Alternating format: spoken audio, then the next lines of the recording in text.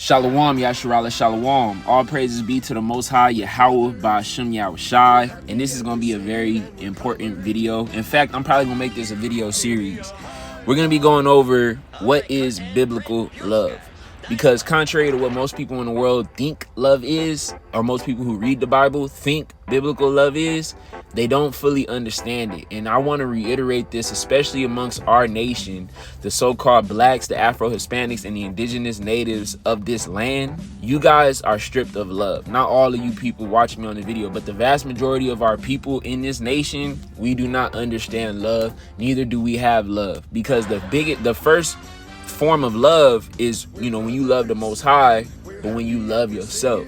So many of us, especially those of us who look like so-called black men and black women, you have no love for yourself, and it's reflected with how you treat your brother. A lot of you men do not love yourself, and it's reflected with how you treat your woman. A lot of you women, you don't love yourself, and it's reflected on how you treat your men. And if you do not have love for yourself and for one another, you can't love your community, you can't love your nation, and you can't be built back up. And that's essentially why we need biblical love, because for us to start to love ourselves, we must first love him. And once we love him, he will place his spirit within us to allow us to be able to love one another in perfection like he told us. So I'm going to go over the different aspects of love. And this is going to be, the first video is going to be on the love that most people like to hear. God is love and you got to love your neighbor. The alphabet community, they speak about how you can't judge them. You're supposed to love them. And the Christian church, they say you need to love them and come as they are and all these different things. We're going to get into all of that. But I'm going to start off with the first type of love. And as y'all brothers know, y'all see on the screen, we're brothers, we're happy, and we're singing, and we're colored. We talking about quote-unquote brotherly love or compassionate love. So I'm going to start in 1 John chapter 4 and verse 7 so we can understand this type of love. So going into 1 John chapter 4 and verse 7, it says, "Beloved, let us love one another, for love is of the Most High. And everyone that loveth is born of the Most High, and knoweth the Most High.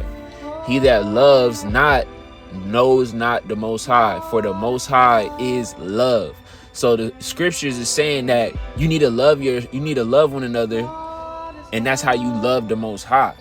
Because if you don't love yourself, you don't love another person, then you can't know the Most High, because the Most High is the spirit of love. Now, a lot of people who are non-believers, a lot of people who believe in New Age spiritualism or New Age Christianity, watered down version of what the Bible is actually saying, they'll oftentimes reiterate, God is love. And you have all these people on the internet talk about, they understand why the God of the New Testament is different from the God of the Old Testament, because the God of the Old Testament, he didn't show any love. Like, people do not understand the word. But essentially, the God of the Bible, from the book of Genesis all the way to the book of Revelation, is a God of love. Just like the God of the Bible from the book of Genesis all the way to Revelation is a man of war, or a God of war. So a lot of these doctrines that you hear come from a misunderstanding on who the God of the Bible is. That being Yahawah, Bahasham, Yahawashi, the God of Israel. It's a book talking about his love for his people, but a lot of people misconstrue that with thinking that everybody in the Bible receives that love from the Most High. So first thing you need to understand is that in order for you to love the Most High and be walking with the Most High, you have to love yourself and you have to love one another. So in verse 9 it says, "And this was manifested the love of the Most High toward us, because that the Most High sent his only begotten Son into the world, that we might live through him. Herein is love, not that we loved the Most High, but that he loved us and sent his Son to be the propitiation of our sins. Beloved, if the Most High so loved us, we ought also to love one another." So the Most High showed the ultimate love, his ultimate love, through the sacrifice of sending his only begotten Son to save us of our wickedness and of our sins, right? So we can't love each other the way the Most High loves us, because we can't even measure unto his love. But we can be an extension of that love in our day-to-day actions and how we treat one another, right? So I want to go down, and we're going to go down to verse 19. I'll read 19. It says, "We love him because he first loved us. If a man say, I love the Most High, and hateth his brother, he is a liar. So when it's speaking about if a man says he loves the Most High and hates his brother, it's not just talking about a guy coming up to you, he pissed off at you like, I hate you niggas, man. It's not just that.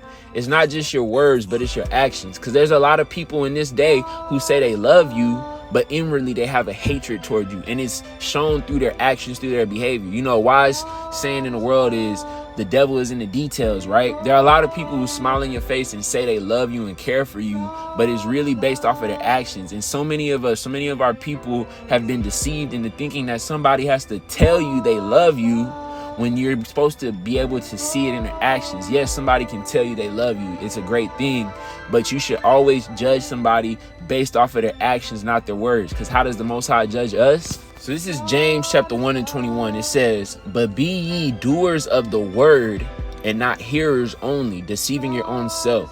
For if any be a hearer of the word and not a doer, he is like unto a man beholding his natural face in a glass. So the key principle that you need to understand is that not only are you supposed to hear the word, but you're supposed to do it. And if you only hear the word but don't do it, then that means that your actions don't show true love. But you guys can apply this to the aspect of love. You don't want to just hear somebody say they love you, but you want them to show it to you, right? So you have to show your love for other people. You can't say I love my people, I love my nation, but then you don't follow what I'm about to explain to you right now. So let's go to Leviticus 19 and 17. It says, thou shalt not hate thy brother in thine heart. Thou shalt in any wise rebuke thy neighbor and not suffer sin upon him. So this is talking about loving thy neighbor and rebuking him. That's another aspect of love that I'm going to touch on in a different video. But verse 18, it says, thou shalt not avenge nor bear any grudge against the children of thy people, but thou shalt love thy neighbor as thyself. I am Yahawah. So this is in regards to not holding a grudge, not trying to avenge somebody because they might have did something wrong to you, right? Because essentially you're supposed to love your neighbor as yourself. You're supposed to have mercy and grace and compassion towards other people, because wouldn't you want the exact same for yourself? You know, when you look at a lot of these laws, it's very straightforward. The laws on adultery, the laws on bearing false witness, the laws on doing good for the poor. These are very simple, basic concepts that if you have a truly kind spirit, you're going to naturally want to do it. Nobody should have to tell you to not lie to somebody. Nobody should have to tell you to not steal from somebody. These are very straightforward things that if you really loved and cared for yourself and cared for other people, you would naturally do them. So here's what I'm talking about. When you go up in the book of Leviticus chapter 19 and verse 9, it gives you different instances on how you should treat one another, right? So this is verse 9. It says, and when you reap the harvest of your land, thou shalt not wholly reap the corners of thy field, neither shalt thou gather the gleanings of thy harvest. And thou shalt not glean thy vineyard, neither shalt thou gather every grape of thy vineyard. Thou shalt leave them for the poor and stranger. I am Yahawah. So this is basically saying, when you're working in your fields, you're cultivating your food, leave some, because you're supposed to leave it for people who are poor, who can't, have no farm. They may have went on hard times. They're going through hell in life. You just leaving something extra for them. Or for the stranger, the person who's not dwelling within your land, you would leave something for them so that way they can eat. Because again, the Most High is a compassionate power. He is a loving power. So he's going to want his people to be exemplary in those traits. You get what I'm saying? And in modern times, most of us don't have farmland. But that's why you save your money, so that way you can help people through forms of alms. When you look at the land of America, we are by far the biggest producer of different crops. But yet there are homeless people. There are people starving in the streets, because while we have the opportunity to make a lot of money, we don't have a love for one another when it comes to our country that we would be willing to go and help other people. And of course, that's because there's so many different nations. We're in the land of our enemies, and obviously the people who run this society, if we're being honest, a lot of them want to see us destroyed and gone off the rest of the map. When you're of the nation of Yahawah, you have a lot of enemies all around you, especially when you're downtrodden and in captivity. So they would never do that for us, but I'm just using that as an example. But when it comes to your nation, if we were in the land of Israel and we were a nation, if you see a brother who looked just like you and is of your nation, why wouldn't you want to give him some extra food? You know what I mean? Now let's go to verse 11. It says, you shall not steal, Neither deal falsely, neither lie one to another. It's straightforward. Don't steal from somebody. Don't deal with them falsely, telling them false witnesses or trying to deceive them so you can get money, or lying to one another. In this country and just in general, you got the scamming epidemic. You have all these different industries, from the car industry to the housing market to the stock market to insurance to whatever, any industry across the board. So much corruption, so much lying. And the reason why it's getting worse and worse and worse is for two reasons. Yes, the economy is getting badder, but as the Bible says, iniquity shall abound, the love of many shall wax cold. Because sin and iniquity has gone so unchecked, because we're living in a society that's becoming moralist, the wickedness that we used to see and think like, why in the hell would you do it? More and more people are actively doing it for their own gain, whether it be for a glorification, whether it be for money, whether it be for survival. These things are going to happen more and more each and every day until Hamashiach Yahawashi returns to set everything back in order. But we'll go to verse 13. It says, thou shalt not defraud thy neighbor, Salaki. It says, thou shalt not defraud thy neighbor, neither rob him. The wages of him that is hired shall not abide with thee all night until the morning. So you're not supposed to defraud or take advantage of your neighbor. Verse 14, it says, thou shalt not curse to death, nor put a stumbling block before the blind, but shall fear Yahawah, shall fear thy power. I am Yahawah. So you're supposed to treat people with physical ailments and not curse them and not try to do things to make their life tougher. Again, anybody with a heart, you see somebody who's blind, you see somebody who's deaf, you don't have a feeling in your spirit to try to help that person out. Like, there's a lot of crazy people out there who literally don't want, I promise you. And they have a lot of the same spirits as the Pharisees. Because when Hamashiach was healing a blind man, what did the Pharisees tell Hamashiach for doing that? He said, why do you want to heal on the Sabbath? They were put in their obligation to keep the commandment of the Sabbath, that they weren't willing or wanting to have to have Yahawashi heal a man who couldn't see, a miraculous miracle. Because again, the love of the Most High was not in them. That love, that compassion they have for other people, it was not in them. And quiet is kept, there are a lot of people, even within the Israelite community, who don't have that love for other people. And you can kind of see it in the actions. They may appear like this great and grandiose dude, but a lot of times behind the scenes, there are people who say, man, this is all for show. Just like the pastor on the block. A lot of these pastors, they feel the same way. They're willingly leading their congregation down the drain. They're willingly trying to lead their congregation off the cliff, exploiting them, taking a covenant with the government, because they don't really care about the people in front of them. It's very rare you find somebody who truly cares about you and cares about other people's greater good and has a good heart. So if you find that person, cherish them, man, because they're very rare. So verse 15, it says, you will not do unrighteousness in judgment. You will not respect the person of the poor, nor honor the person of the mighty, but in righteousness shalt thou judge thy neighbor. Meaning, you're not going to put the physical exploits and carnalities that somebody may have, whether it be through power, status, and money, and try to judge them above, so that way you can gain something for yourself.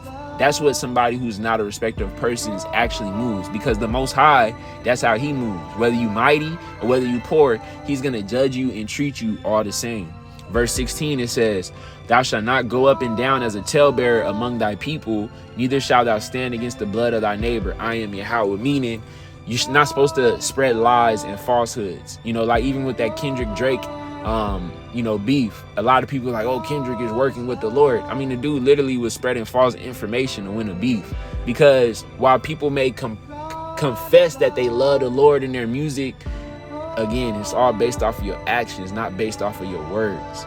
So anyways, it goes and circles back into thou shalt not hate thy brother in thy heart. But these are just different examples of how you're supposed to love one another. And this is in the Old Testament. This is in the Torah, showing you that the Most High always wanted us to love one another the same way that when he sent his son Yahawashi, and how he reiterated that we need to love one another, it was always there. We were just imperfect, and we weren't at that point where the Lord would give us the spirit to be able to love one another the way that he always intended it.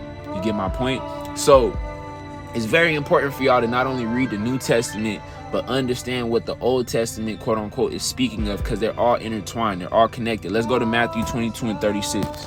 So verse 36, it says, Master, which is the great commandment in the law? Yahawashi said unto him, Thou shalt love thy Lord, shalt love the Lord Yahawah, thy God, with all thy heart and with all thy soul and with all thy mind.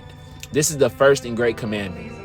And the second is like unto it. Thou shalt love thy neighbor as thyself. So the main commandments that Yahawashi is reiterating, or he's summarizing all the commandments, it starts with loving the Most High with all your mind, your heart, your soul, putting your best foot forward to serve him in any way possible and not allowing anything within the world to come in between that.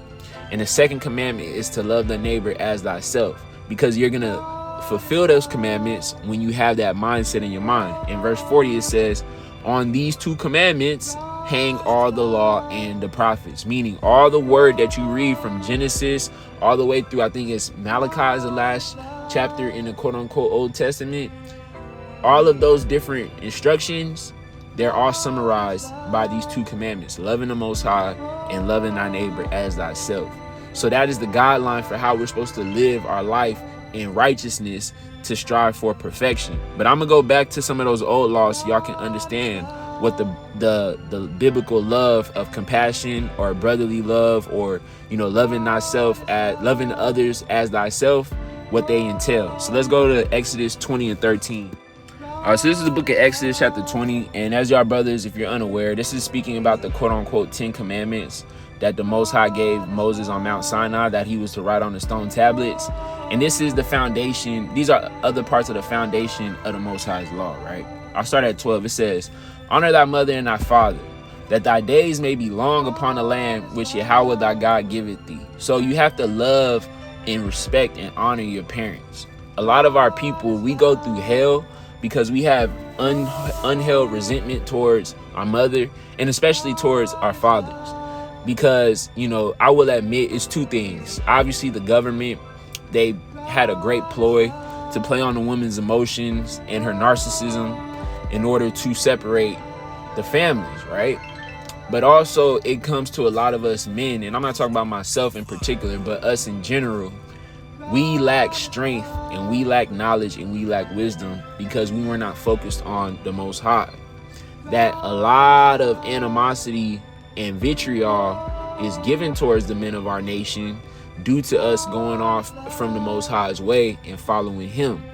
And essentially, if you brothers and sisters want to find true healing, you have to learn to heal your mother, your father and your mother, because it's hard for you to have that love for your spiritual father if you have hatred and variance towards your physical father and your physical mother. And a lot of people, they say they love their parents, but your disdain for them, it comes out in your subconscious because you've been raised by these people since a very young age, that you have a lot of behaviors and a lot of tendencies that come out that show that you still have hatred or vitriol towards your father and towards your mother.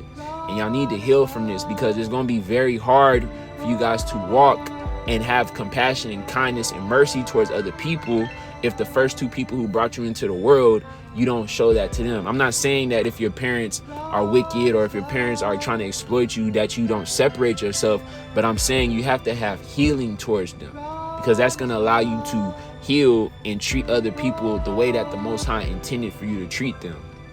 So continuing on, verse 13, it says, thou shalt not kill. Very straightforward. Thou shalt not commit adultery. Whenever I hear a man saying that he's willing to smash another man's wife, in my mind, that shows that you don't have no real love towards your brother. You may think you do, but that's crazy to me, because a man, a wife, or a woman is a man's possession. You know what I'm saying? Imagine if you have a good friend, a good homie, and you have a brand new car, and he's like, all right, bro, hey, bro, if you ain't looking, bro, I'm gonna take your car and it's gonna be mine. You would look at him like he's crazy, right?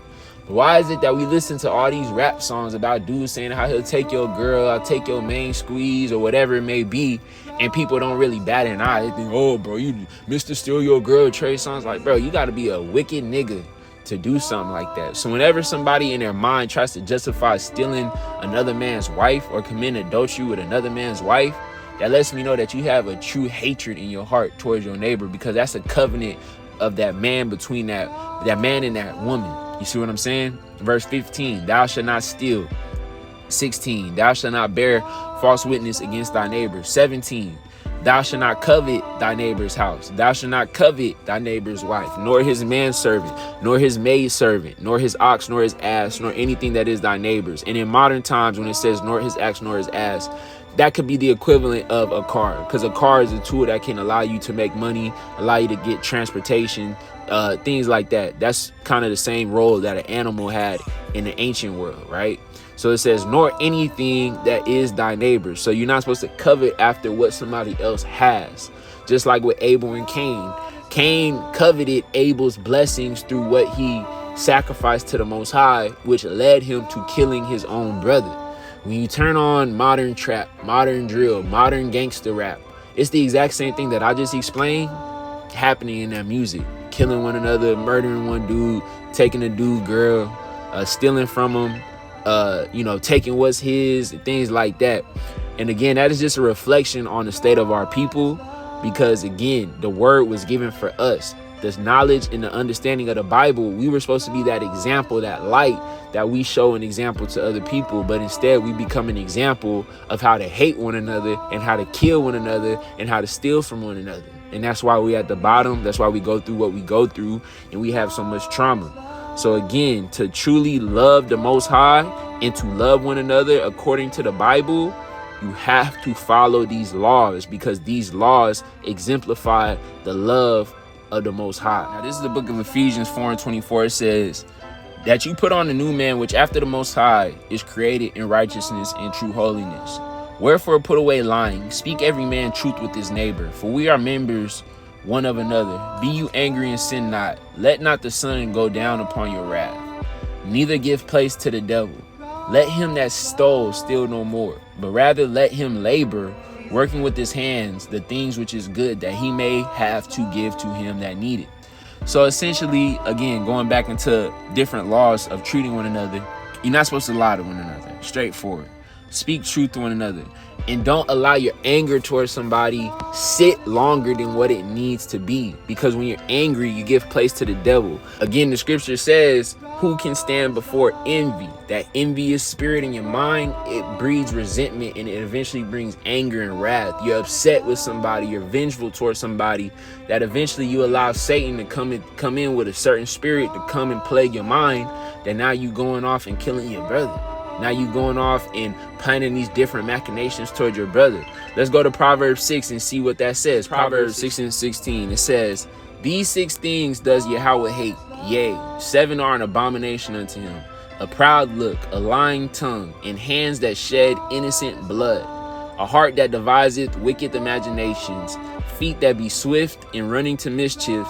A false witness that speaketh lies. And he that soweth discord among brethren. And a man who has envy and hatred, he's going to have these things. He's going to want to lie to him. He's going to want to shed his innocent blood, even though he has no reason to kill that man. Thinking of all these different machinations on how he can get one up on him. That essentially you are an abomination. The Lord will hate you if you have that type of mind. So essentially, you have to lose those things. You have to lose that nigga mindset, that carnal mindset, that old out the gutter gangster thug mindset that you learn in this world because you felt that that's the only way that you could survive, that you could be tough. You got to lose that, and you got to allow the love of the Most High to come in. And when I say love, I'm not talking about, oh, you weak because you love somebody. I'm not talking about, oh, you are going to allow people to exploit you because you love somebody. But you have a true care and a compassion towards people outside of yourself. But again, if you don't have that care and compassion for the man that you see in the mirror, for the woman that you see in the mirror, you're not going to be able to love somebody else. And I want to go into the last aspect, which is mercy, right? Exodus 22:21, it says, thou shalt neither vex a stranger nor oppress him, for you were strangers in the land of Egypt. You shall not afflict any widow or fatherless child. If thou afflict them in any wise, and they cry at all unto me, I will surely hear their cry.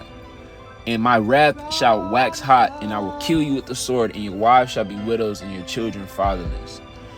If thou lend money to any of my people that is poor by thee, thou shalt not be to him as a usurer, neither shalt thou lay upon him usury. Usury is just like putting somebody into debt. A lot of these practices that these credit card companies, these financial institutions do to make money, if that was your brother, you're not supposed to do that, because you're taking advantage of somebody, and you're supposed to show mercy to that of your own kind. Not only just them, but also orphans or fatherless children, women who lost their husbands, people who were blind. You know what I'm saying? Just things that make it hard for them to live in society. Show them mercy, bro. Now, if you're a grown-ass man, you sitting on your mama's couch eating potato chips all day, then yeah, you're not going to go out of your way to help that man, because he's not helping himself, right? Especially if you've already tried to help him multiple times. But for somebody who's clearly at a disadvantage in life, the Most High wants you to have mercy on them, because he's the only one, the Most High is the only one who's allowing that man or that woman or the widow or the fatherless child to make it through life, man. So we're supposed to extend that to the people who are in the same situation, because again, if you were in that situation, wouldn't you want somebody to do it to you? So verse 26, it says, if thou at all take thy neighbor's raiment to pledge, thou shalt deliver it unto him by that the sun go down. So basically, if you take your neighbor's clothing, you would deliver it unto him by the sun go down. It's straightforward, bro. For that is his covering only. It is his raiment for his skin. Wherein shall he sleep? And it shall come to pass when he crieth unto me that I will hear him. For I am gracious. So basically, if a man gave you something out of the kindness of his heart and he didn't have much of it, you should willingly give it back to him as soon as possible if you really care for him, right? And I want to get this other scripture in regards to returning something unto a servant. Let me see if I can find it. All right, this is Deuteronomy 20:21. It says, if you will not see your brother's ox or his sheep go astray, and hide thyself from them, thou shalt in any case bring them again unto thy neighbor. Meaning, if your brother lost his animal that he really needed in life, and he wasn't around to see it, you should go out of your way to get it and return it. So the modern equivalent of that would be, like, hypothetically, if you got a cousin or a brother or a work friend or something, and his tire, you know, popped on the side of the street, or he's having issues with his car, just help him out, man. It's really not even that big of a sacrifice, dog. And we're going to talk about that later, but, you know, just help people out. It's real straightforward. And even when it comes to people that you don't know that well, who are strangers, now look, you got to have discernment. But when you go to the book of Hebrews, I forgot what verse, I think it's Hebrews chapter 13 or chapter 12, it says, beloved, be not mean to strangers, for some have entertained strangers unaware. So a lot of times when you have that situation where somebody's in help and in need, you may not believe this, but according to the word, there are people in our life who are who are angels. And the Most High is having that person come within you to see if you have a giving heart, to see if you have a compassionate heart, to be able to help somebody compared to only thinking about themselves. A lot of people on the day of judgment are going to not understand and realize that those were angels of the Lord that they denied because they didn't have the spirit of mercy and compassion. That's why you think when Yahawashi, I think it's in Matthew 25, where he says, come to my right, those prepared for everlasting life. And they said, well, Lord, when did we help you? And he said, if you did it to the least of my brethren, you did it unto me. Many of our brethren are homeless. Many of our brethren are down bad. So the times when you just like, I ain't gonna help that nigga because he looked like this and I don't know who this dude is, you don't even realize it. But a lot of times you're blocking the Most High's opportunity for you to bless somebody else so he could bless you in return when you most need it. And that leads me to this. In the book of Matthew chapter 5 and verse 43, it says, you have heard that it has been said, thou shalt love thy neighbor and hate thine enemy. So verse 44, it says, but I say unto you, love your enemies, bless them that curse you, do good to them that hate you, and pray for them which despitefully use you and persecute you. Meaning the people that you have anger towards, vitriol towards, because they did some wickedness towards you, they did something that really pissed you off to the point where you're not willing to forgive them. You have to find it within your mind, within your heart, to have compassion on those people who have done you wrong. And I'm man enough to admit I haven't been able to do this in perfection with everybody, because there's been a lot of people who've done certain things to me. But when you're following after Hamashiach Yahawashi, you have to exude that love, because who persecuted Yahawashi? It was us. It was his own people that he was trying to save. And they hated him, and they had vitriol toward him to the point where they wanted him to get killed and exchanged into prison for a dude who I think was a murderer. I don't know the specifics of the prisoner that they wanted out. So essentially, if you want to walk and have the same mind of Hamashiach Yahawashi, you have to exude that love within reason. You know, learn how to forgive people and learn how to move on despite the anger, despite the rage, despite the mistreatings. And it's not just in your words, but again, it's through your actions. So let's go to verse 45. It says, that you may be the children of your Father which is in heaven. For he maketh his sun to rise on the evil and on the good, and sendeth rain on the just and on the unjust. Meaning, the Most High is going to pay back the people who did right by people who did them wrong. And he's going to bring payback for the people who did wrong to the people that did them right. So the people who misused you, mistreated you, when you have faith and belief in the Most High and his power, he's going to return the favor, either in this lifetime or on the day of judgment, whatever it may be. You know what I'm saying? And a lot of times we try to take matters into our own hands to try to get that lick back. But again, a lot of times you have to sacrifice your pride and your want to get even with people in order to serve the Most High, right? Verse 46, it says, for if you love them which love you, what reward have you? Meaning, if you only love people who show love back, what makes you any different? A wicked dude, I ain't gonna say a wicked dude, but the average person on the street, he loves somebody who show love to him. So it says, do not even the publicans the same? And it says, if you salute your brethren only, what do you more than others? Do not even the publicans. So if you really want to show that you're going above and beyond to follow after the word, you will love the people who hate you. Not just love the people who love you and then hate the people who hate you, but you have to exude that love for people, even in the face of them calling you names, treating you wrong, overlooking you, things like that. Because verse 48, it says, be ye therefore perfect, even as your Father which is in heaven is perfect. And I want to read this. I want to say this to y'all. You hate the Lord when you don't follow his commandments. You hate the Lord when you don't do what he says. You hate the Lord when you sin. You hate the Lord when you go against his instruction. And we've all done that, especially before we came into the faith. So the fact that you've been awakened and open despite all the sinning that you've done shows that the Most High loved you even when you hated him. You see how crazy that is? So again, if you want to be perfect, even as the Most High is perfect, you will exude that to other people. And the last verse I want to get, and this is the book of Matthew chapter 18 and 21. It says, then came Peter to him, meaning Christ, and said, Lord, how oft shall my brother sin against me and I forgive him? Till 7 times? Meaning Peter was asking Hamashiach, when somebody keep doing me bad or pissing me off or upsetting me, at what number should I stop forgiving them for what they've done? Verse 22, Yahawashi said unto him, I say not unto you until 7 times, but until 70 times 7. So essentially what Hamashiach was saying, you want to forgive and learn to move on from people's mistakes and learn to forgive them way beyond what you think you need to. Because 70 times 7, that's just a colloquialism or like a parable or a saying to say that you need to show forgiveness to people way past what you think you need to, especially when it comes to following after the word and following after Yahawah, Bahasham, Yahawashi in perfection. So Lord willing, this lesson was edifying. I hope, brothers and sisters who listen, you got some edification out of it. And if you feel like this really cut you in your spirit, repent to the Most High and pray to him for mercy and forgiveness, and that he will instill more love and the spirit of brotherly love within you, so that way you can move after what the word says. So I give all praises to Yahawah, Bahasham, Yahawashi. Until next time, it's Ash Ibad signing out.